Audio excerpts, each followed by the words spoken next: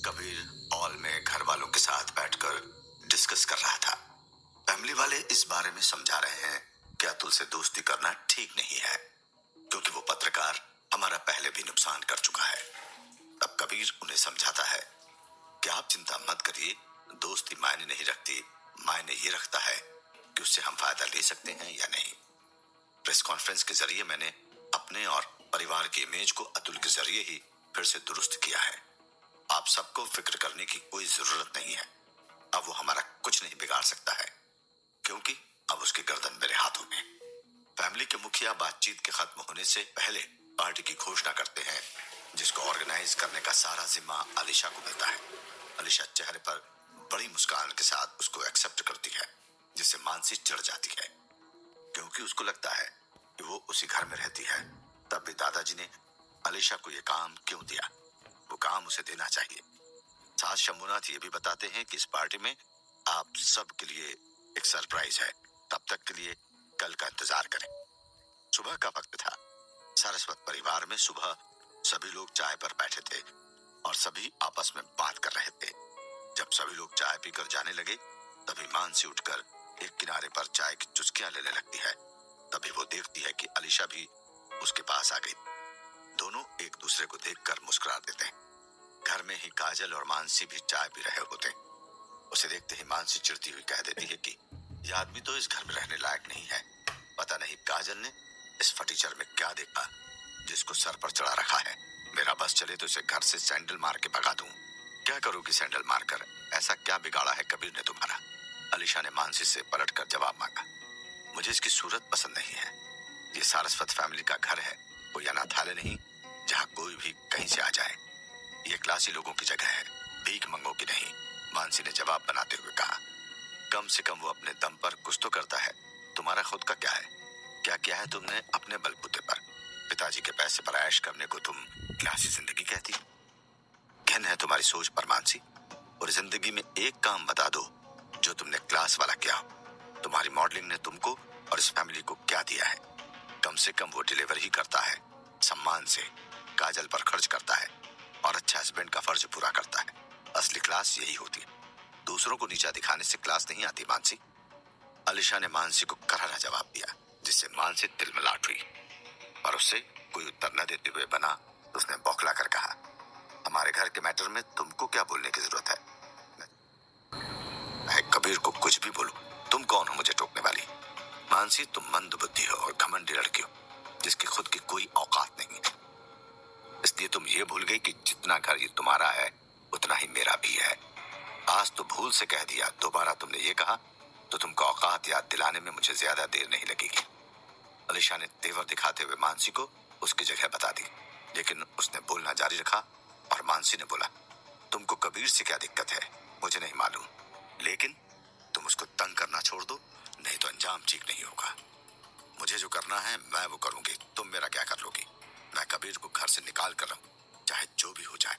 मानसी ने खिसियाते हुए कहा, मुझे सब मालूम है कि तुमने कबीर को घर से बाहर करने के लिए क्या क्या किया है। सोचो अगर काजल को पता चल जाए कि तुमने ही कबीर की ड्रग रिपोर्ट अतुल तक पहुंचाई है तो वो तुम्हारा क्या हाल करेगी?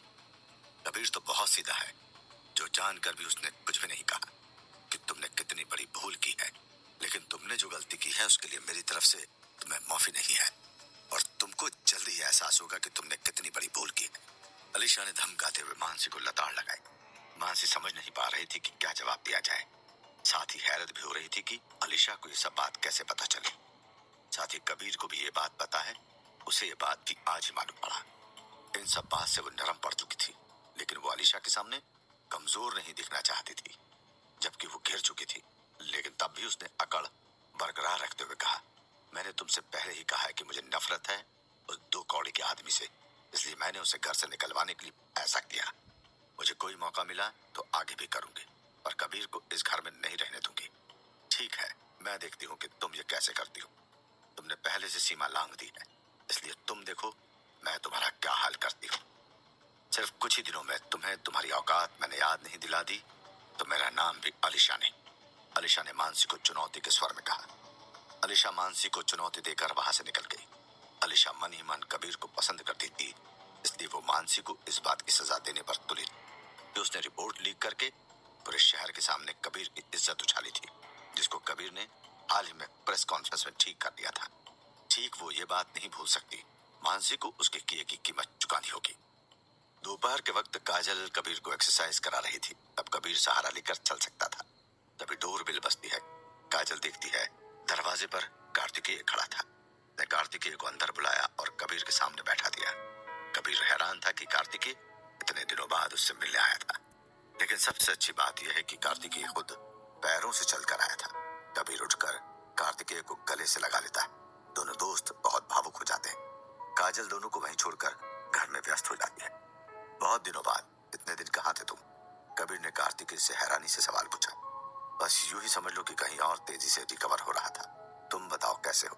कार्तिकेय ने कबीर से हालचाल पूछा। मैं भी ठीक हूँ, अब स्टिक के सहारे चल लेता हूँ। कुछ दिनों में दौड़ने भी लगूंगा। तुम बताओ, कुछ लोगे, चाय या कॉफी? कबीर ने पूछा। नहीं यार, अभी कुछ पीने का मूड नहीं है, लेकिन एक बात बता, मेरे यहाँ नहीं होने पर सुना है बहुत कुछ हुआ? कार्तिकेय ने उत्सुकता से पूछा।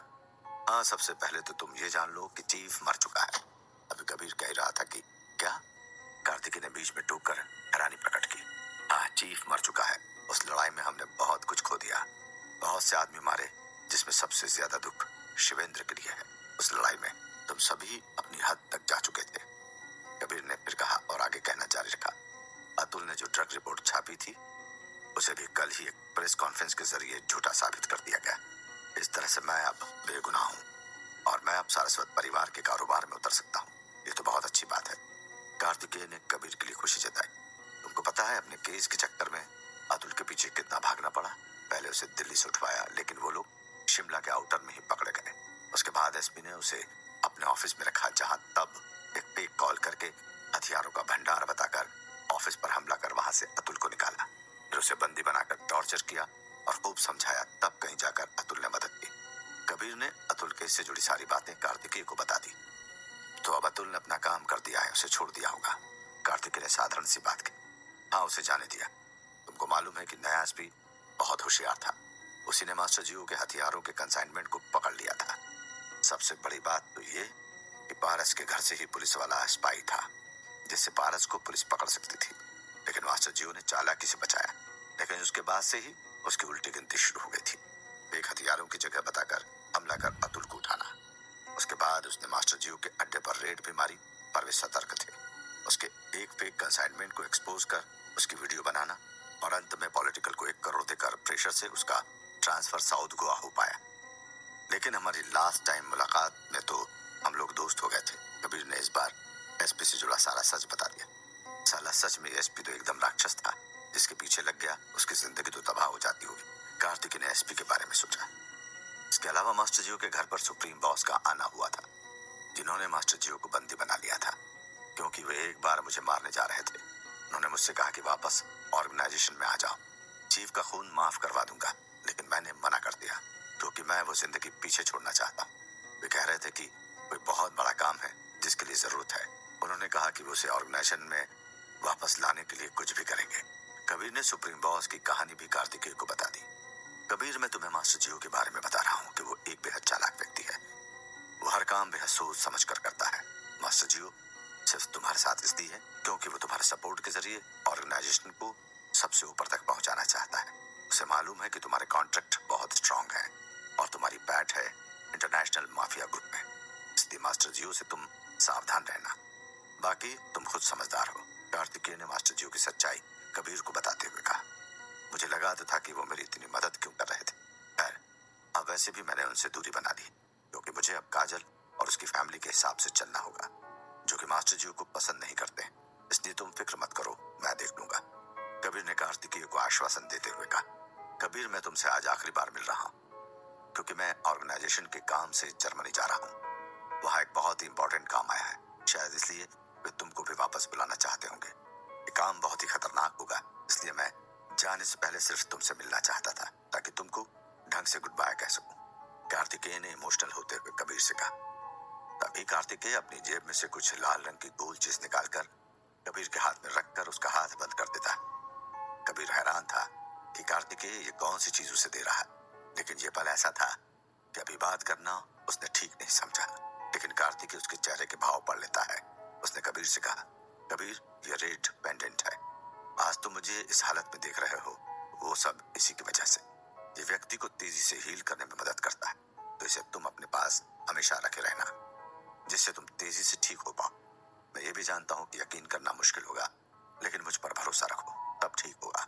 लेकिन कार्तिकेय, अगर ये सचमुच में इतना ताकतवर है तो तुम इसे मुझे क्यों दे रहे हो? अपने पास रखो। तुम मिशन पर जाओगे तो जरूरत पड़ेगी, तुम इसे वापस ले लो। कबीर ने कार्तिकेय की चिंता करते हुए उसकी ओर पेंडेंट बढ़ाया। नहीं कबीर, तुम ही इसे रखो, मैं ठीक हूँ। तुम जानते हो मुझे कुछ भी नहीं हो सकता है। तुम तो कितने समय से मेरे साथ हो, मुझे जानते हो। कार्तिकेय ने कबीर से हल्के से मुस्कुराते हुए कहा। हाँ ठीक है कार्तिकेय, तुम्हारे लिए ये सब बच्चों का खेल है, तुम कर लोगे, मैं तुमको जानता हूँ। हम ये बहुत सालों से कर रहे हैं। मैं आ नहीं सकता, तुम तो जानते हो, क्योंकि मैं अब अपनी लाइफ काजल के साथ देख रहा हूँ। सॉरी यार, लेकिन अपना ध्यान रखना और बातें करते रहना। कबीर ने कार्तिकेय से भावुक होकर आखिरी शब्द कहे। कार्तिकेय ने आगे आकर कबीर को गले लगा लिया। दोनों दोस्त गले लगकर ऐसे मिल रहे थे जिसे पहली और आखिरी बार मिल रहे हो। कार्तिकेय ने कबीर को देखा और दरवाजे की तरफ जाने लगा। तभी काजल उसे गेट तक छोड़ने आई, क्योंकि कबीर चाहकर भी आ नहीं सकता था। कार्तिकेय कबीर को देखते हुए वहां से विदा हो गया। क्या अलीशा कबीर की बेइज्जती का बदला मानसी से ले पाएगी? सारस्वत परिवार के बाहर सब ठीक हो रहा था, मगर परिवार के अंदर बहुत कुछ गड़बड़ हो रहा था। अलीशा ने सीधे तौर पर मानसी से टक्कर ले ली थी।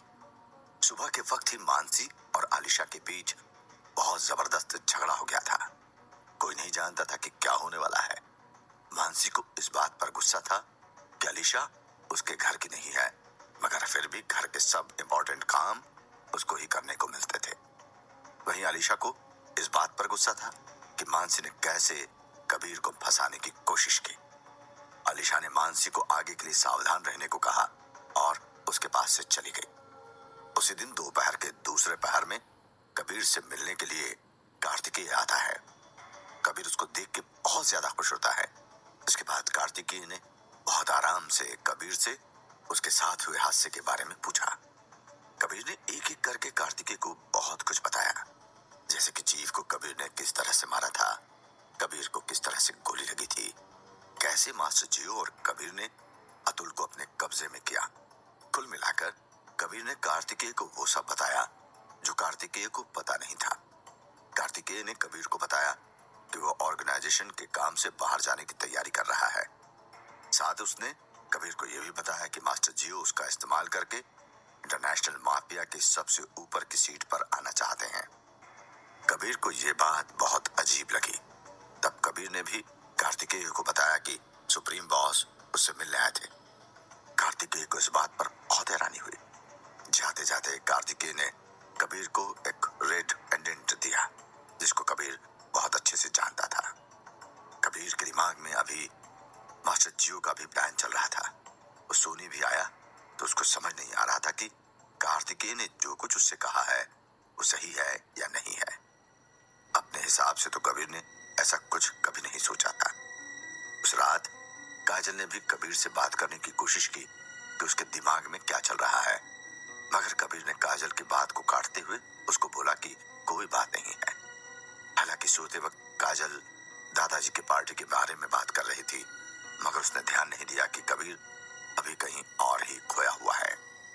अगली सुबह हर दिन की तरह बहुत आम सी थी, मगर कबीर के लिए यहाँ पर एक सरप्राइज था। उसने पाया कि उसका गोली का जख्म अब बहुत ज्यादा भर गया था।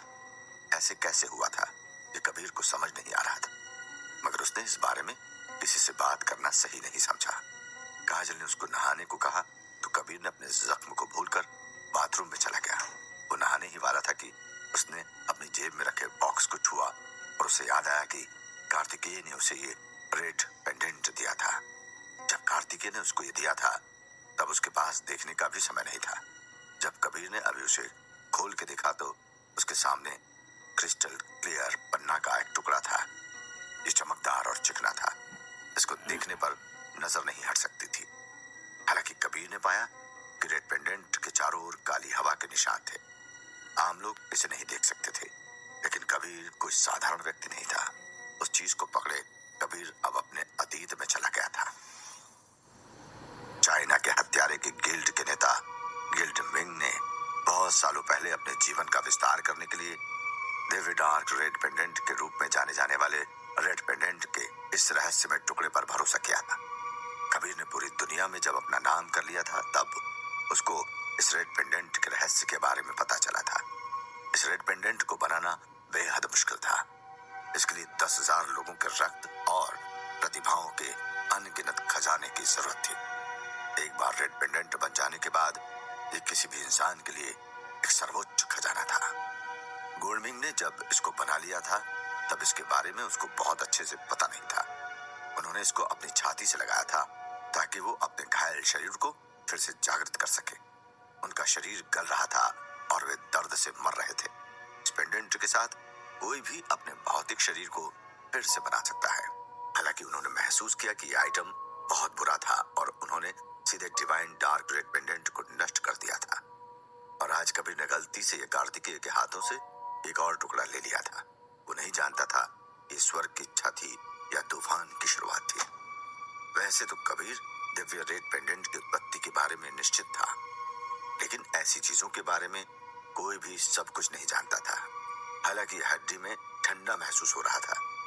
कबीर को यकीन नहीं था कि ये किसी को मार सकता है। कबीर ने इसके बारे में सोचना बंद कर दिया और बॉक्स को बेड साइड टेबल पर रख दिया। जब वो नहाकर बाहर आया तो कमरे में काजल पहले से ही कुछ काम कर रही थी। शायद से वो पार्टी के लिए अपने कपड़ों का चुनाव कर रही थी। जैसे ही काजल ने कबीर को आते हुए देखा, उसको बिना उसकी तरफ देखे बोला, आपकी चोट आज बेहतर लग रही है। मुझे लगता है आपका इम्यून बहुत अच्छा हो गया है पहले से। कबीर अपने कपड़े पहन रहा था। उसने काजल को जवाब दिया कि ये सब उसका ही खेल है। इसके बाद कबीर काजल के साथ गार्डन में चले गया। तभी अचानक से कमरे में मीरा काजल को ढूंढते हुए आ जाती है। जब वो कमरे में कुछ देख रही थी, तब उसकी नजर उस पेंडेंट बॉक्स पर जाती है। वो जब उसको खोल के देखती है तो सम्मोहित हो जाती है। वो धीरे से उस बॉक्स को अपनी जगह पर रख देती है और एक प्लान के साथ बाहर निकल जाती है। जब मीरा बाहर आई तो उसके सामने केशव अपनी कुर्सी पर बैठ के कुछ पढ़ रहा था। केशव, आपको क्या लगता है कि हमें अब क्या करना चाहिए? ये पिताजी की पार्टी है, इसलिए हम उनको उपहार के रूप में खाने के लिए कुछ नहीं दे सकते हैं, है ना? मीरा ने कड़वे चेहरे के साथ केशव से शिकायत की। लालच इंसान को कभी भी पीछे नहीं छोड़ सकता है। केशव ने मीरा की बात सुनकर बस उसको देखा और इग्नोर कर दिया। जब उसने उसको इग्नोर कर दिया तो मीरा अंदर की तरफ गई और उस पेंडेंट को बाहर ले आई। उसने केशव के सामने उस पेंडेंट को दिखाते हुए कहा, आपको इसे खुद देखना चाहिए। मैं जानती हूँ कि प्राचीन वस्तुओं के बारे में बात करने की कोई आवश्यकता नहीं है, मगर टूटे हुए रेड पेंडेंट के एक टुकड़े की कीमत आसानी से लाखों रुपए हो सकती है। आपकी हैसियत के हिसाब से ऐसा करना ठीक है। अपनी बीवी को शिकायत करते देख केशव को गुस्सा आ रहा था। दरअसल केशव को भी याद था कि उसको अपने पिता के लिए कुछ उपहार लेना है। केशव ने सोचा था कि वो मार्केट से इस गिफ्ट को ले लेगा, मगर अब तो यहाँ पर कुछ और ही हो रहा था। शंभुनाथ सारस्वत को उन दिनों के बारे में बेहतर प्रभाव डालने की अनुमति दे सकता था और उन्हें अपने सारस्वत परिवार के लिए अधिक महत्वपूर्ण होने का मौका भी। मगर अभी दिक्कत ये थी कि ये पेंडेंट किसका था और कहां से आया था, ये बात किसी को पता नहीं थी। इससे पहले कि मीरा और केशव कुछ सोचते, उन्होंने देखा कि कबीर और काजल वापस आ रहे थे। मीरा ने तुरंत से उस पेंडेंट को अंदर ले जाकर रख दिया। वो इस वक्त कबीर को इस बात की भनक नहीं लगने देना चाहती थी कि वो कोई काम करने की सोच रही है। कबीर और काजल जब अपने कमरे में चले गए तो मीरा ने बहुत अच्छे से इस चीज को देखा कि केशव के मन से वो पेंडेंट अपने पिता को देने की इच्छा नहीं है। मीरा ने केशव को समझाते हुए कहा, एक अच्छी चीज है, आप बेकार के प्लान मत बनाओ, मेरी बात मानो। मीरा के समझाने के बाद भी केशव हिचकिचा रहा था। उसको ऐसा देख मीरा ने निराशा में कहा, आप अभी भी लंबी चौड़ी क्यों हैं? इतना जिद अच्छा नहीं होता है। जब तक ये एक अच्छी वस्तु है, मैं पिताजी के लिए अच्छा गिफ्ट दे रही हूँ। मीरा को नहीं पता था कि कबीर भी उसकी बातें सुन रहा था। अचानक से कबीर की आवाज आई, माँ, अपने हाथ में से रेड पेंडेंट उस टुकड़े को न छूना सबसे अच्छा है। कबीर को सुनते ही मीरा की अभिव्यक्ति बदल गई। मीरा को कबीर की बात अच्छी नहीं लगी थी। उसने कबीर को कंफर्म करते हुए कहा, कहो, क्या तुम एक कृतज्ञ कमीने हो जो हमारा खाना खाता है? इतना कह के मीरा कुछ देर रुकी और फिर कहा, आखिर मुझे समझ नहीं आता कि तुम इस बात को क्यों नहीं समझ पाते हो कि हम परिवार की तरह हैं। मीरा के बदले हुए स्वर काजल के कारण थे। खैर, कबीर इस बात को समझता था कि मीरा की आवाज अचानक से मधुर कैसे हो गई। इससे पहले कि कबीर कुछ कहता, उसने देखा कि मीरा आगे आई और कबीर के हाथों से उस पेंडेंट को लेकर केशव के हाथ में रख दिया। कबीर ने उसको फिर से समझाने की कोशिश करते हुए कहा, माँ, मैं वास्तव में आपको ये रेड पेंडेंट नहीं दे सकता, ये आपके स्वास्थ्य के लिए अच्छा नहीं है। कबीर के शब्दों को सुनकर मीरा को और भी गुस्सा आ गया। जैसा कि मैं जानती हूँ, तुम सच में नहीं बदल सकते हो। यदि तुम उसे मुझे देने को तैयार नहीं हो तो तुमको ऐसी बकवास नहीं करनी चाहिए। रेड पेंडेंट का एक टुकड़ा ये किसी के शरीर के लिए बुरा कैसे हो सकता है? मैं तुमको बता रही हूँ कि कबीर, चाहे तुमको ये रेड पेंडेंट कैसे भी मिला हो, मगर तुमको इसे मुझे देना होगा, चाहे तुम चाहो या ना चाहो। मीरा ने गुस्से में कबीर को अपना फैसला सुनाते हुए कहा, कबीर, एक व्यक्ति होने के नाते बहुत जिद्दी नहीं होना चाहिए। सारस्वत परिवार ने आपके लिए बहुत कुछ किया है, भूलो मत। अभी तुमको अपनी इमेज बचाना है। मैं कल आपके दादाजी को पार्टी में रेड पेंडेंट गिफ्ट करूंगा। कुछ भी कहना बेकार है, आपको समझना पड़ेगा। केशव ने आखिर में मीरा और कबीर के बहस को खत्म करते हुए कहा। घर का माहौल भी बहुत ज्यादा तपिश भरा हो गया था। कबीर उन्हें रोकना चाहता था, लेकिन जब अपने ससुर को दादाजी की पार्टी के बारे में कहते हुए सुना तो उसने ज्यादा बहस नहीं की। दूसरे शब्दों में ये कहा जा सकता है कि केवल एक रात के लिए केशव के हाथों में रहेगा, इसलिए कबीर को राहत मिली। कबीर जानता था कि रेड पेंडेंट के इस टुकड़े के लिए सबसे अच्छा घर दादाजी का है। जब केशव, मीरा और कबीर की बात खत्म हो गई, तब काजल ने नाश्ता लगाते हुए कहा, माँ, कल पार्टी के लिए आप क्या पहन रही हो? मीरा ने उसके सवाल का जवाब नहीं दिया और उल्टा सवाल कर दिया कि काजल, कल रात तुम्हारे दादाजी की पार्टी है, तुम्हें कुछ तैयारी करनी चाहिए। ये सबसे अच्छा होगा अगर तुम कबीर को अपने साथ ले जाओ। अभी कबीर को लेकर बहुत ड्रामा हुआ है। अगर कबीर नहीं जाना चाहता है तो मैं भी नहीं जाऊंगी, काजल ने कहा। काजल समझ गई थी कि मीरा वही कबीर से किसी बात पर नाराज हो गई, मगर उसको ये नहीं पता था कि किस बात पर मीरा का मूड खराब है। कबीर भी अभी वहां पर नहीं था, तो काजल को बहुत ज्यादा बुरा लग रहा था कि कोई उसको कुछ बताने वाला नहीं। दूसरी तरफ केशव अभी पेंडेंट पाकर बहुत खुश था। जब उसने उस पेंडेंट को हाथ में लिया तो उसके मन से भी ये बात निकल गई कि वो इसको अपने पिता को देने वाला है। घर का माहौल खराब होता देख के उसने मीरा को काजल से कबीर के बारे में कुछ भी कहने को मना कर दिया। वो नहीं चाहता था कि कोई भी सवाल जवाब हो। कबीर को कभी कभी अपने सास ससुर का बिहेवियर पसंद नहीं आता था। कभी तो वो लोग ऐसे बनते थे कि कबीर के लिए उनसे अच्छा कोई नहीं है, मगर कभी कभी वो इस तरह से पेश आते थे कि कबीर के लिए उनसे बड़ा कोई दुश्मन नहीं है। कबीर का मन अब पार्टी में जाने को नहीं कर रहा था। वो मीरा की बात से दुखी था। क्या होगा अब कबीर का फैसला? क्या वो मीरा की बात को इग्नोर करके पार्टी में जाएगा? कबीर को मास्टर जियो के प्लान के बारे में पता लग गया था। यही सब सोचते हुए कबीर ने उस गिफ्ट पर ध्यान नहीं दिया था जो उसको कार्तिकेय ने दी थी। दरअसल ये एक तरह का पेंडेंट था जिसको रेड पेंडेंट भी कहा जाता है। कबीर इसको पहचान लेता है। वो बहुत अच्छे से जानता था कि ये बहुत ही ज्यादा खतरनाक चीज है। कबीर ने उस पेंडेंट के बारे में तब जाना था जब वो पूरी दुनिया का सबसे अच्छा अस्सासीन बन चुका था। कबीर ने अभी इस पेंडेंट को रखा ही था कि मीरा सारस्वत की नजर उस पेंडेंट पर चली गई। अब यहाँ पर मीरा ने एक प्लान बनाया कि वो इस अनमोल से पेंडेंट को शंभुनाथ सारस्वत को गिफ्ट करेगी। उसने इस पेंडेंट को केशव को भी दिखाया, मगर केशव को ये आइडिया पहले अच्छा नहीं लग रहा था, लेकिन बाद में उसको भी मीरा का ये प्लान एक्सेप्ट करना पड़ा। कबीर को जब ये बात पता लगी कि मीरा की नजर अब उसके पेंडेंट पर आ गई है तो वो बहुत ज्यादा डर गया, क्योंकि वो जानता था कि पेंडेंट कितना ज्यादा खतरनाक है। उसने मीरा को इस बात को अलग तरह से समझाने की कोशिश भी की, मगर बात नहीं बनी। मीरा ने ये जिद कर ली थी कि उसको ये चाहिए ही चाहिए। आखिर में मीरा ने कबीर को बहुत ज्यादा उल्टा सीधा कहा और उस पेंडेंट को रख लिया। कबीर इन सब से बहुत ज्यादा मायूस हो गया था। सिर्फ इतना ही नहीं, मीरा ने आखिर में काजल को भी कबीर के साथ पार्टी में आने को मना किया, लेकिन काजल कहाँ सुनने वाली थी। वो कबीर के बिना नहीं जाने वाली थी पार्टी में। मीरा से हुई झड़प के बाद कबीर अपने कमरे में अकेले बैठा हुआ था। वो अपने सास ससुर के बर्ताव से बहुत ज्यादा निराश था। काजल ने जब देखा कि कबीर नाश्ते के टेबल पर नहीं आया है तो उसको कुछ शक हुआ। इतनी देर में केशव और मीरा ने नाश्ता कर लिया था। उनके जाने के बाद जब काजल कबीर को ढूंढते हुए अपने कमरे में गई तो पाया कि कबीर एक कोने में उदास बैठा हुआ है। काजल ने उसको गले लगाया और उससे जानने की कोशिश की कि उसको क्या हुआ है, उदास क्यों है।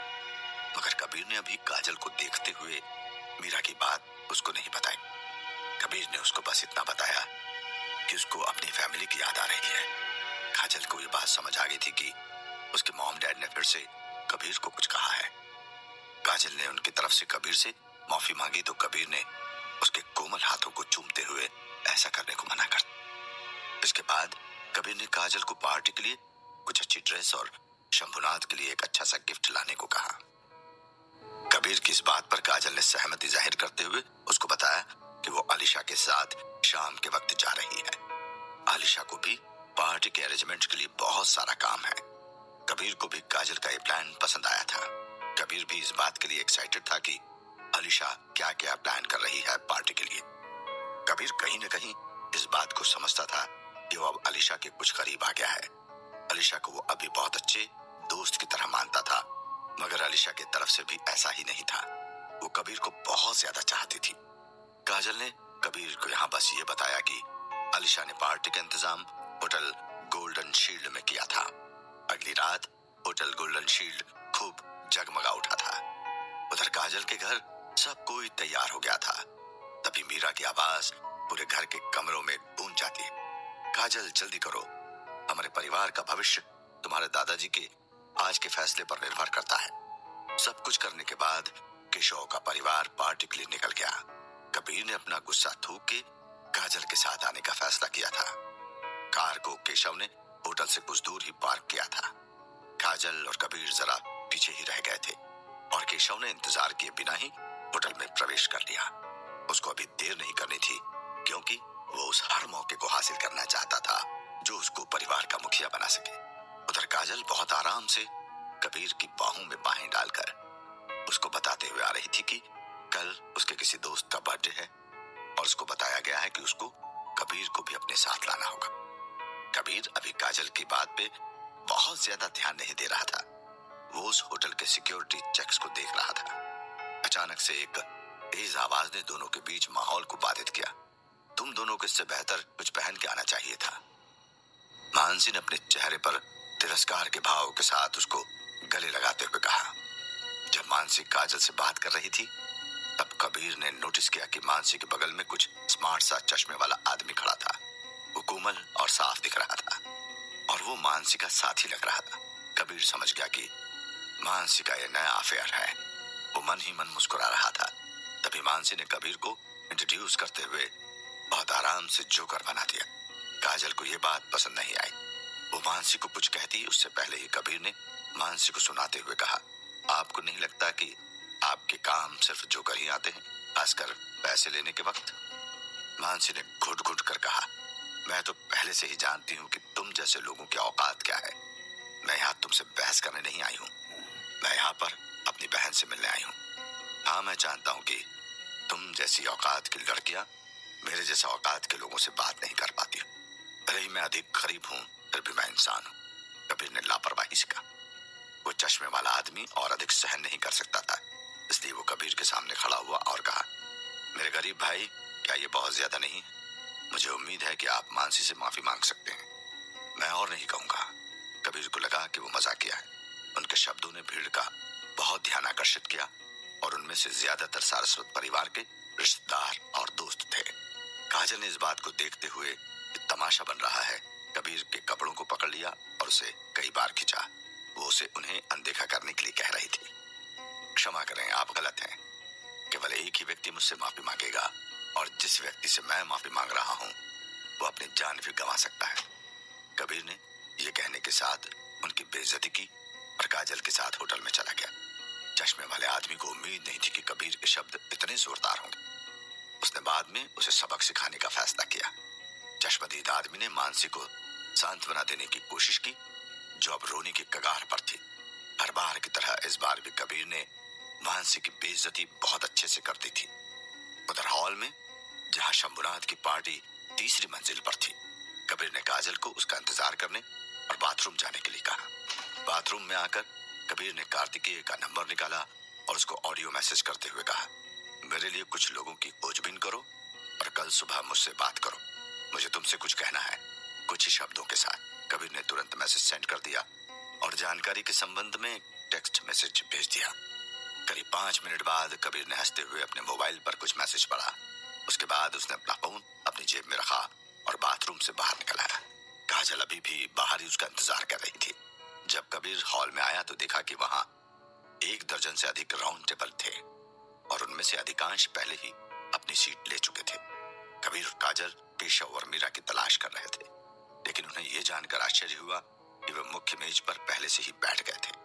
मीरा को इस बात से जलन हो रही थी कि उन लोगों को थोड़ा पीछे बैठने को मिला था, मगर केशव को अभी इस बात से कोई फर्क नहीं पड़ रहा था। सभी ने अपना स्थान ग्रहण किया और मेहमानों के परिचय के साथ पार्टी का खाना शुरू हुआ।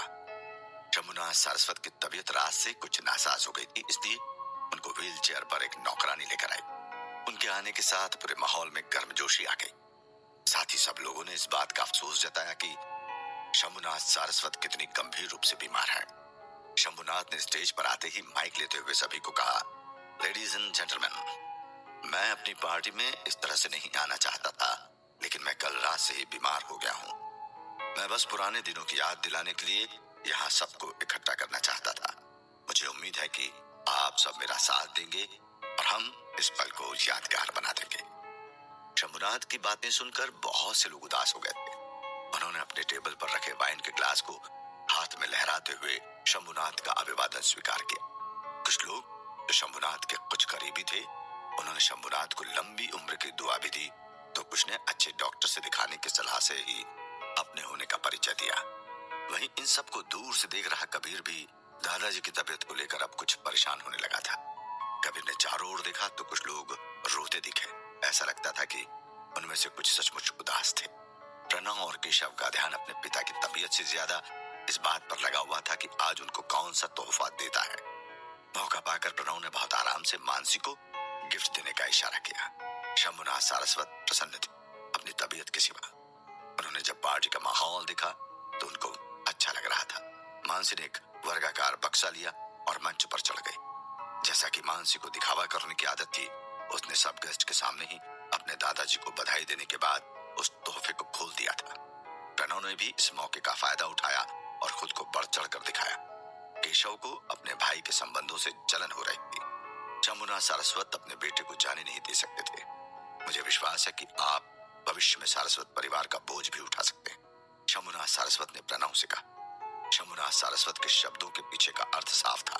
हालांकि परिवार के मुखिया का पद प्रणव के अलावा और किसी का नहीं था, लेकिन शंभुनाथ सारस्वत के शब्दों ने आज उसे परिवार के मुखिया का पद दे दिया था।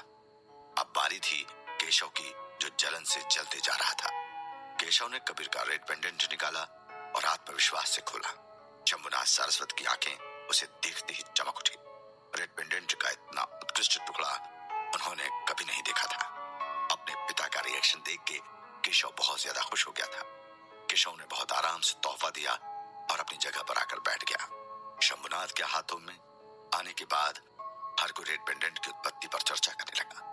तभी अचानक से किसी ने आवाज लगाई, बड़े भाई शंभुनाथ, अगर आप इस रेड पेंडेंट को फिर से छूते हैं तो मुझे डर है कि आप अधिक समय तक जीवित नहीं रहेंगे। यह आवाज शंभुनाथ सारस्वत के एक पुराने दोस्त की थी।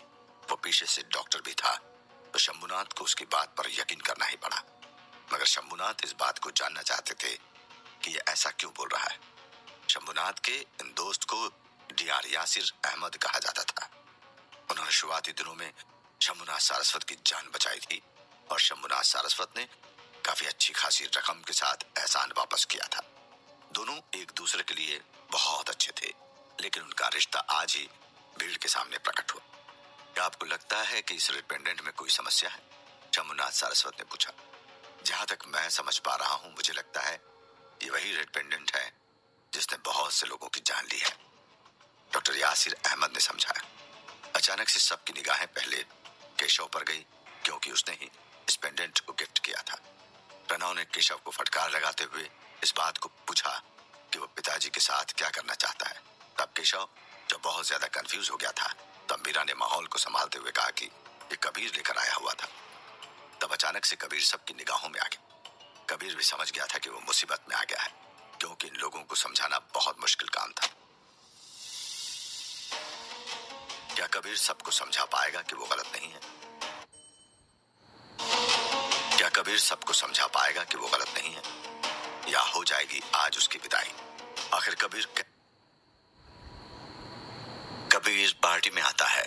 वहां पर मानसी भी अपने बॉयफ्रेंड के साथ आई होती है।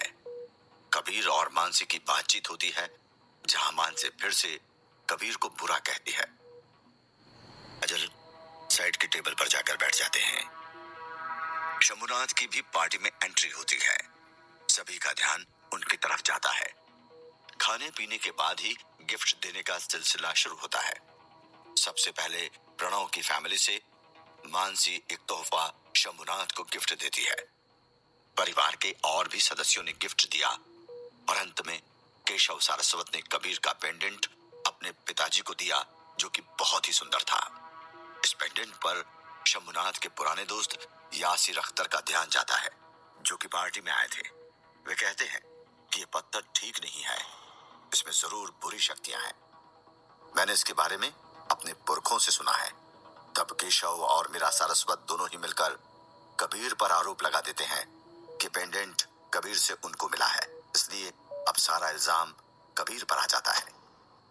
परिवार के सभी सदस्य हॉल में बैठकर बातचीत कर रहे हैं। हॉल में पेंडेंट को लेकर बातचीत हो रही थी। प्रणव सारस्वत ने कबीर को घेरते हुए शंभुनाथ से कहा, ये पेंडेंट आपको महज खुशामद के लिए दिया गया गिफ्ट मात्र है। क्यों कबीर, मैं ठीक कह रहा हूं ना? तभी केशव सारस्वत ने कुछ सोचते हुए अपनी बात जोड़ी। वैसे पेंडेंट मुझे कुछ ठीक नहीं लग रहा था, लेकिन ये खूबसूरत गहरे लाल रंग का पत्थर मायावी हो सकता है, इस बात का अंदाजा मुझे नहीं था।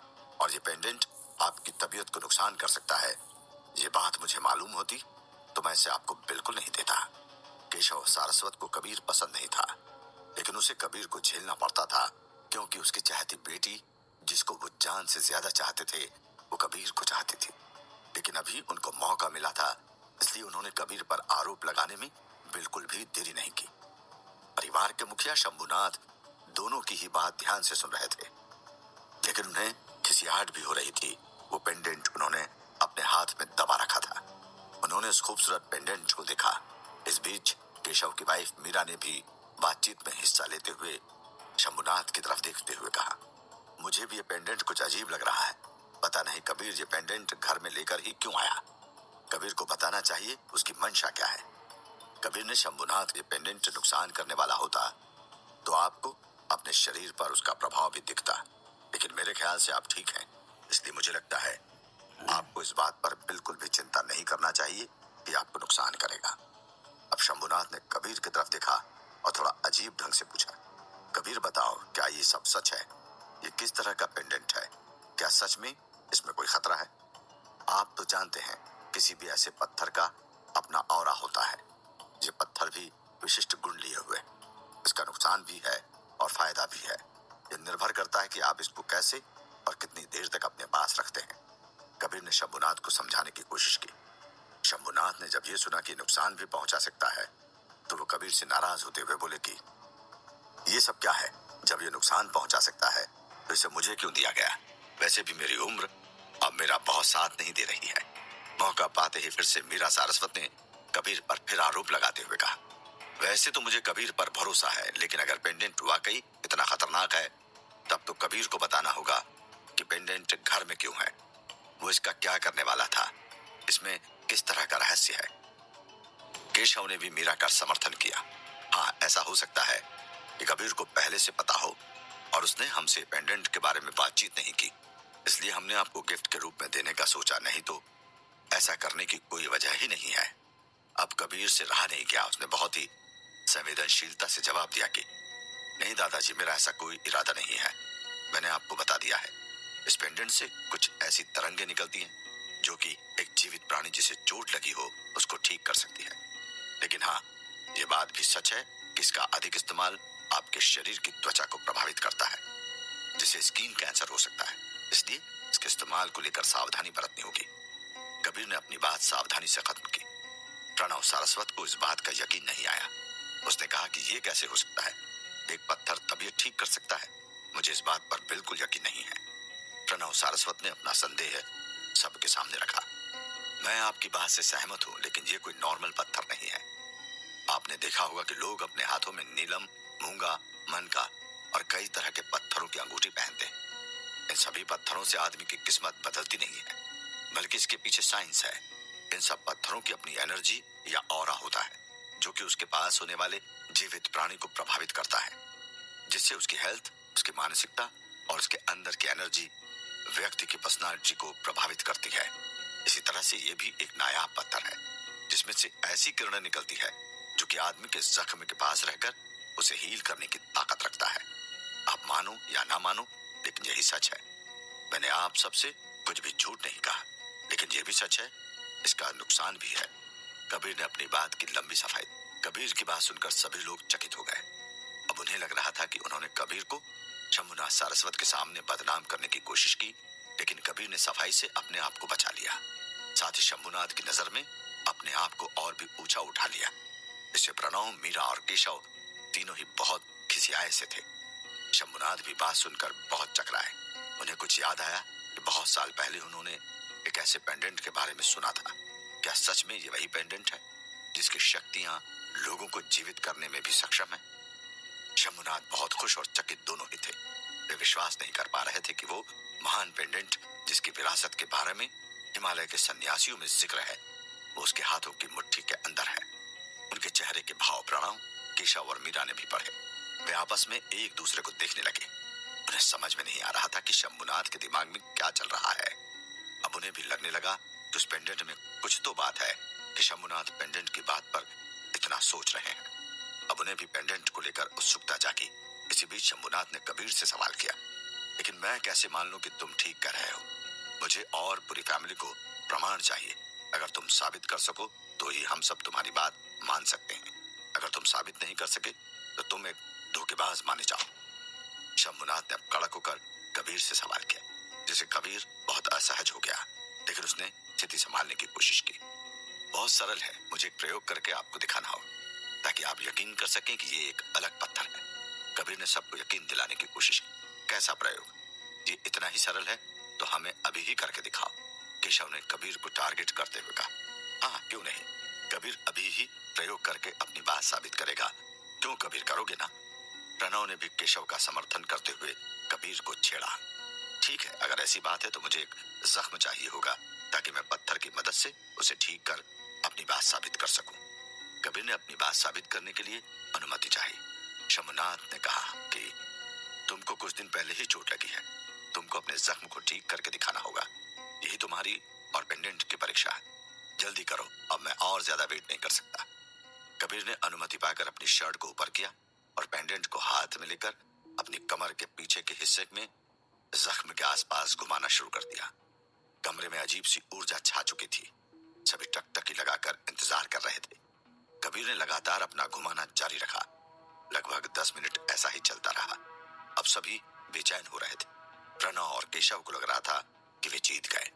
शंभुनाथ भी अब बहुत उकता रहे थे, लेकिन कबीर ने बहुत विश्वास से अपना काम जारी रखा। जब प्रणव सारस्वत ने बोल दिया कि हो गई तसल्ली तुझे, तो पहले से ही पता था कि ये सब कुछ भी नहीं, कोई बकवास है। भला कभी पत्थर से बीमारी ठीक हुई है क्या?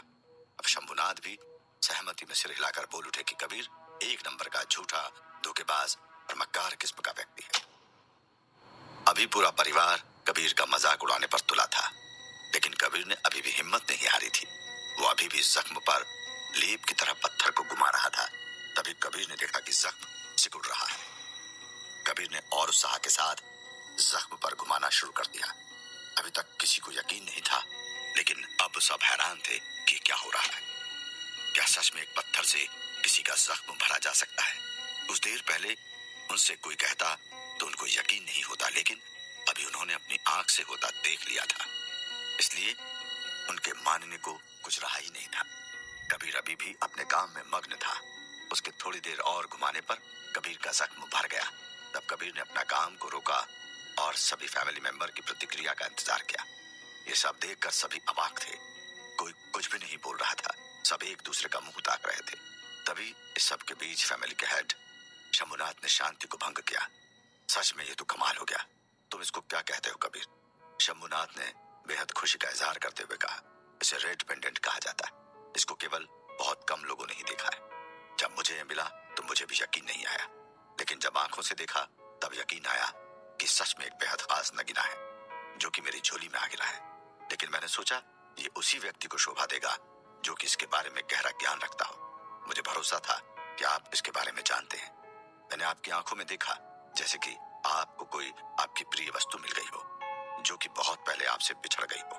कबीर ने अपने मन की बात बोल डाली। रेड पेंडेंट, ये तो वही रेड पेंडेंट होना चाहिए जिसकी कथा पहले के हिमालय योगी सुनाया करते थे, जो कि लोगों को जिंदा करने की ताकत रखता है। शंभुनाथ सारस्वत ने कबीर से कंफर्मेशन मांगते हुए कहा, हाँ ये वही है। ये बहुत ताकतवर होता है, लेकिन मुझे सिर्फ यही गुण मालूम है, कबीर ने कंफर्म करते हुए कहा। शंभुनाथ ने अब रेड पेंडेंट को अपनी मुट्ठी से खोलकर सभी को दिखाया। ये गहरे लाल कलर का था। इसे देखकर कोई भी सम्मोहित हो सकता था। इसमें एक अजीब सी ऊर्जा कोई भी महसूस कर सकता था। शंभुनाथ ने पत्थर को ठीक ढंग से देखते हुए कहा, ये अभी तक पूरी तरह तैयार नहीं है। अगर ऐसा होता तो ये सिर्फ कुछ ही सेकंड में ये घाव ठीक कर सकता है। ये भी ठीक एनर्जी के साथ रहकर ही किसी को जिंदगी देने में सक्षम है, लेकिन अभी ये ऐसा नहीं कर सकता है। हाँ, आप सही कह रहे हैं दादाजी। ये अपनी पूरी शक्ति में होने पर किसी को भी जीवित कर सकता है, लेकिन हमें इससे सावधान रहना होगा। इसको अधिक समय अपने शरीर के आसपास रखना घातक होगा। इस बात का ध्यान रखना होगा, कबीर ने सभी को सचेत करते हुए कहा। इसके बाद शंभुनाथ ने परिवार की बैठक को स्थगित कर दिया, क्योंकि फैमिली के सभी लोगों की नजर अब उस पेंडेंट पर थी। साथ ही कबीर अब सही साबित हो गया था। इसलिए फैमिली के मेंबर कबीर से और भी खफा थे कि हर बार कबीर कैसे उनसे बच जाता है, हर बार उनकी चाल कैसे उल्टी पड़ जाती है। सबके जाने के बाद सिर्फ 3 लोग फिर से बात करने के लिए टेबल पर बैठे रहे, जबकि पूरी फैमिली जा चुकी थी। वे लोग पेंडेंट को लेकर बातचीत करने वाले थे, लेकिन वे क्या बात करने वाले थे किसको पता थी। वे 3 मेंबर कौन थे? वे क्या बातें करने वाले थे? पेंडेंट का कोई और राज सामने। सारा सारस्वत परिवार जमा होकर पेंडेंट के बारे में डिस्कस कर रहा था। प्रणव सारस्वत ने इसको कबीर का गिफ्ट बताया, जो कि शंभुनाथ को खुश करने के लिए दिया था। दूसरी तरफ केशव सारस्वत ने इसे अजीब सा पत्थर बताया, जिसका मकसद शंभुनाथ को नुकसान पहुंचाना हो सकता है। मीरा ने भी इसका समर्थन दिया। तभी कबीर पूरी फैमिली को बताता है कि पत्थर लोगों को हील करने में सक्षम है। जिस तरह से लोग नीलम और मूंगे जैसे पत्थर अंगूठी में पहनते हैं, जो कि सिर्फ अंधविश्वास नहीं है बल्कि एक साइंस है, क्योंकि पत्थर से निकलने वाली तरंगें लोगों को ठीक करने में सक्षम है। जब शंभुनाथ उसे साबित करने को कहते हैं तो कबीर अपनी इंजरी पर पत्थर को 15 मिनट तक फिराकर उसे ठीक कर देता है, जिससे पूरी फैमिली हैरत में आ जाती। तब कबीर सभी को बताता है कि ये रेड पेंडेंट है। शंभुनाथ ने इसके बारे में पहले सुन रखा था, इसलिए वो बहुत खुश थे कि इतनी अद्भुत वस्तु उनके पास है। वे ध्यान से उसे चारों तरफ से देखते हैं। कबीर ये भी बताता है कि इसका कुछ नुकसान भी है, क्योंकि ज्यादा शरीर के आसपास रहने से इससे त्वचा को नुकसान भी हो सकता है, इसलिए इसका सावधानी से इस्तेमाल करना होगा। मीटिंग के बाद 3 लोग अलग से मीटिंग करते हैं और कुछ बातचीत करते हैं। बातचीत खत्म होने के बाद केशव सारस्वत और मीरा सारस्वत पहले तो बातचीत के लिए रुक जाते हैं, लेकिन बाद में वे कबीर को रोक लेते हैं। वे कबीर से जानना चाहते थे कि अगर ये पेंडेंट इतना कीमती था तो उसने ये राज उन्हें क्यों नहीं बताया, और जब ये पेंडेंट हमने गिफ्ट कर दिया है तब सबके सामने ये राज खुल रहा है, इसलिए वे शंभुनाथ सारस्वत से पेंडेंट वापस ले भी नहीं सकते। वे चाहते थे कि कोई ऐसा तरीका इजाद किया जाए कि वो पेंडेंट उन्हीं के पास रहे। कबीर के जाने के बाद वे प्लान सोचने लगे। कबीर और पूरा सारस्वत परिवार बैठकर बातचीत में व्यस्त है। शंभुनाथ सारस्वत अभी पेंडेंट के बारे में सोच रहे थे। उनके साथ ही उनके पुराने दोस्त यासिर अख्तर भी थे, जो कि दिल्ली से आए थे, जिन्होंने कल पेंडेंट को सबसे पहले देखकर बताया था कि ये बुरी वस्तु है जिसकी एनर्जी लोगों को नुकसान पहुंचा सकती है। लेकिन अब कोई कंफ्यूजन नहीं था कि रेड पेंडेंट क्या था। शंभुनाथ ने अपने दोस्त से कहा, यह सच में वही पत्थर है। अब भी यकीन नहीं होता। अरे भाई, सबसे पहले मैंने ही तो इसको देखकर बोला, नहीं तो इसका राज कभी खुलता ही नहीं। भले ही सारी बात सच न हो, पर मैं कुछ हद तक तो सच ही कह रहा था। यासिर अख्तर ने हंसते हुए कहा। तुम्हें क्या लगता है कि कबीर ने पत्थर मेरे पास लाकर उसे क्यों साबित किया होगा? शंभुनाथ ने अपने मित्र से राय लेनी चाहिए। चाहे किसी भी लिए किया हो, मगर सिर्फ फूड डिलीवरी करने का हकदार तो वो नहीं है। वो चाहता तो ये राज नहीं पता था, और अभी तक उसने कभी भी कुछ भी नहीं मांगा है।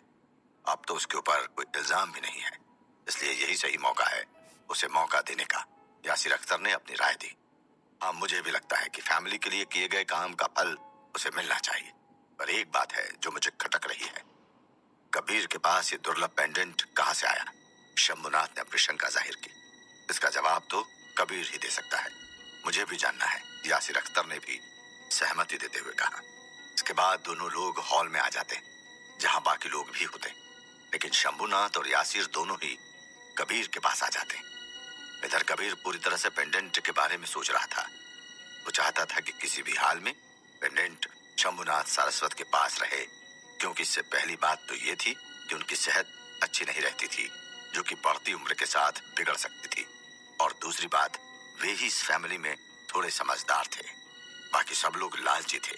वे पेंडेंट के लिए कुछ भी कर गुजरने को तैयार थे, तो उसके लिए अच्छा रहता कि पेंडेंट दादाजी ही रखें। कबीर, तुम्हारी डिलीवरी से तुम्हें कितने पैसे मिल जाते हैं? शंभुनाथ ने सवाल किया। ज्यादा तो नहीं मिलते हैं, पर जितने भी मिलते हैं मैं और काजल दोनों ही उसमें खुश हैं। मुझे और ज्यादा की चाहत नहीं है, बस सभी खुश रहें, बस इतना ही चाहता हूँ। कबीर ने बहुत नम्रता से जवाब दिया। अच्छा कबीर, एक बात बताओ कि तुम्हें नायाब पत्थर कैसे मिला? डॉक्टर यासिर अख्तर ने पूछा। कबीर ने इस सवाल की उम्मीद नहीं की थी, इसलिए उसे समझ नहीं आया क्या जवाब दे। उसने मन में ही कहानी बनाते हुए कहना शुरू कर दिया। जब मैं कॉलेज में पढ़ता था तो अक्सर एक योगी के पास जाया करता था, जो कि लोगों का इलाज किया करते थे। मैं हर दिन उनके पास जाता था, क्योंकि सिर्फ एक दो लोग के सिवा कहीं भी कोई भी मेरा दोस्त नहीं था। योगी मुझसे बहुत प्रभावित थे, क्योंकि मैं उनसे इलाज के तरीकों के बारे में सवाल किया करता था। वे बड़े ही सलीके से मुझे सारी बात समझाते थे, और ये भी बताते थे कि तुक्का नहीं है, पूरी तरह से विज्ञान ही है, जो कि प्रकृति से प्राप्त चीजों से लोगों को स्वस्थ करने का विज्ञान है।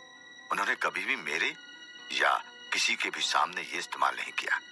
जब मेरा कॉलेज पूरा हुआ और मुझे कुछ प्राचीन आयुर्वेद के गुण आ गए, तब योगी चाहते थे कि मैं भी लोगों की सेवा करूं, लेकिन मैं ऐसा नहीं कर सका।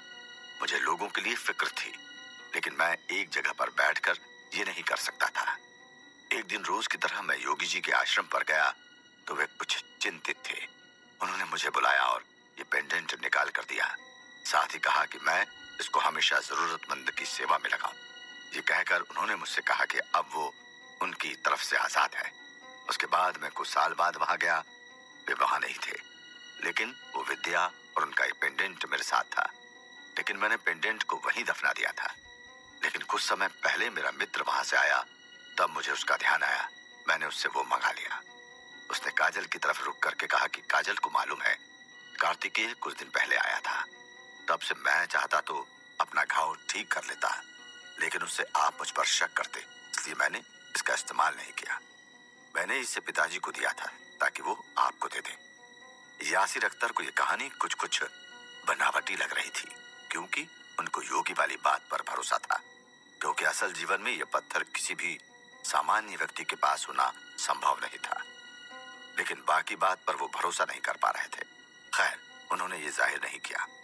निश्चित ही तुम प्राचीन भारतीय आयुर्वेद में अच्छे रहे होगे, तभी तुम्हें पेंडेंट उस योगी ने दिया होगा, यासिर अख्तर ने कबीर की तरफ देखकर कहा।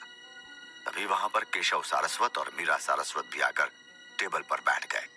यासिर अख्तर बिल्कुल भी अभी किसी का आना पसंद नहीं करते, क्योंकि वे कबीर से अभी और भी बातचीत करना चाहते थे। लेकिन जब वे दोनों आ ही गए तो वो भी मना नहीं कर सकते थे। कबीर की सारी बातों को सुनकर और पिछले उसके साथ के अनुभव को देखकर शंभुनाथ ने मन में सोचा कि उसे अपने नए हॉस्पिटल के प्रोजेक्ट के लिए हेड मिल गया है। ये सोचते ही उनके चेहरे पर मुस्कान फैल गई। वहां तब तक मानसी और उसके पिता यानी प्रणव और नंदिनी भी आ चुके थे। वे भी वहां आकर सभी के साथ टेबल पर बैठ गए। अब वहां पर फैमिली के सभी मेंबर थे, इसलिए फैमिली के मुखिया शंभुनाथ ने सबका ध्यान अपनी ओर खींचा और खुद खड़े होकर कहना शुरू कर दिया। यहाँ आए सभी लोगों का स्वागत है। आप सभी लोग अपने महत्वपूर्ण समय में से यहाँ आए, इसके लिए सभी का शुक्रिया। वहां मौजूद सभी लोगों ने अपना गिलास हवा में उठाते हुए शंभुनाथ की बात का स्वागत करते हुए मुस्कुराहट के साथ हल्का शोर किया। प्रणव व मानसी खुश थे, क्योंकि उन्हें पहले से अंदाजा था कि यह घोषणा किस बारे में थी, इसलिए वे अधिक उत्साहित प्रतीत हो रहे थे। शंभुनाथ ने कहना जारी रखा, हम सब यहाँ किसी खास मकसद के लिए एकत्रित हुए हैं, ताकि हम सब एक छत के नीचे एंजॉय कर सकें।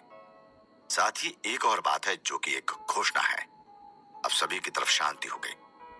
सभी लोग बड़ी बेसब्री से अनाउंसमेंट का वेट करने लगे। सभी टकटकी लगाए शंभुनाथ की तरफ देख रहे थे। तो बात यह है कि हम एक नए मेडिकल प्रोजेक्ट हॉस्पिटल संजीवनी को लॉन्च करने जा रहे हैं। सभी तरफ इस घोषणा से खुशी की लहर दौड़ पड़ी।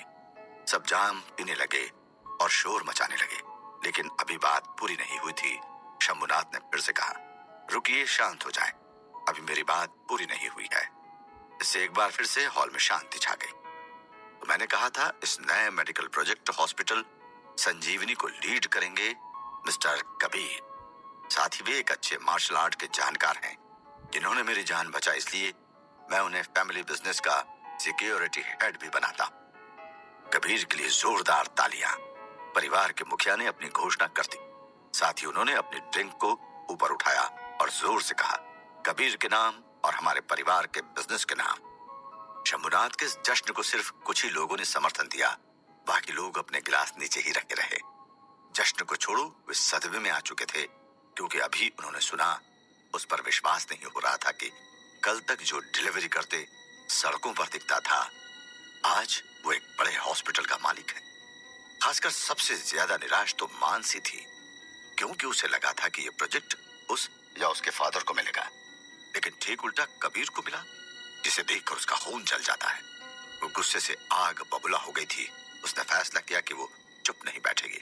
उसने खड़े होकर बुलंद आवाज में कहा, मैं इस फैसले को नहीं मानती। आखिर कबीर में ऐसा क्या है जो वो इस हॉस्पिटल को संभालने के काबिल है, जबकि फैमिली में और कोई मेंबर नहीं। दादाजी, आपको हम सबको बताना होगा। उसकी माँ जो कि चाहती थी कि यह हॉस्पिटल उसके परिवार के पास रहे, उसने भी अपनी बेटी की बात का समर्थन करते हुए कहा, मानसी की बात करने का ढंग थोड़ा अजीब हो सकता है, लेकिन उसकी बात बिल्कुल वाजिब है ना? उसने पूरे हाल का समर्थन चाहा, तो हॉल के ज्यादातर व्यक्ति उससे सहमत ही थे, भले ही वे खुलकर नहीं कह रहे हों। इतना विरोध होता देख कबीर ने शंभुनाथ से बहुत ही नरम ढंग से कहा, मुझे अभी आपको इतनी बड़ी जिम्मेदारी नहीं देनी चाहिए। आप किसी उचित व्यक्ति को प्रोजेक्ट का हेड बना दें, और मुझे तो अनुभव भी नहीं। तुमने आज तक किसी से कुछ नहीं मांगा, लेकिन इस फैमिली का भी कुछ फर्ज है कि तुम्हें कुछ दे। ये बिल्कुल शोभा नहीं देता कि तुम इस घर के दामाद होने के बावजूद फूड डिलीवरी करते फिरो। रही बात अनुभव की, तुम आयुर्वेद जानते हो, बाकी चीजें तुम संभाल लेना। तुम एक मौका तो डिजर्व करते ही हो। शंभुनाथ ने कबीर को निर्देश दिया, अगर आपको ठीक लग रहा है तो मैं इस नई जिम्मेदारी के लिए तैयार हूँ। मैं कोशिश करूंगा कि आपको निराश न करूं। कबीर ने बहुत ही धीरे से शंभुनाथ से कहा, पर मैं तैयार नहीं हूं। मानसी की आवाज हॉल में फिर गूंजी। मानसी, मैंने जो फैसला सुना दिया वो अंतिम है, और तुम क्यों बोल रही हो? तुम्हारे पिता इसको विरोध तो नहीं कर रहे। अगर कोई बात है तो उस पर बाद में बात होगी। इसके बाद तो मानसी के साथ आए लड़के आयन ने अपनी जगह पर खड़े होकर कहा, मैं मानसी की बात से सहमत हूँ। आप मेरे इन्वेस्टमेंट को ऐसे ही किसी व्यक्ति को संभालने को नहीं दे सकते, जिसको इस प्रोजेक्ट के संभालने का बिल्कुल भी अनुभव ना हो। अनुभव तो छोड़ो, वो तो कल तक डिलीवरी करता फिरता है। अब तक काजल केवल अपनी ड्रिंक्स एंजॉय कर रही थी। जब उसने आयन के मुंह से कबीर के लिए डिलीवरी बॉय सुना तो उसका खून खौल उठा। उसने तपाक से जवाब दिया, तुम्हें फैमिली के मैटर में पड़ने की जरूरत नहीं है। तुमको अगर सारस्वत फैमिली पर भरोसा है तो तुम्हें दादाजी के फैसले पर भी भरोसा करना चाहिए। उन्होंने किसी भी व्यक्ति को खास देखकर ही यह जिम्मेदारी दी होगी, इसलिए तुम इस मैटर से दूर रहो।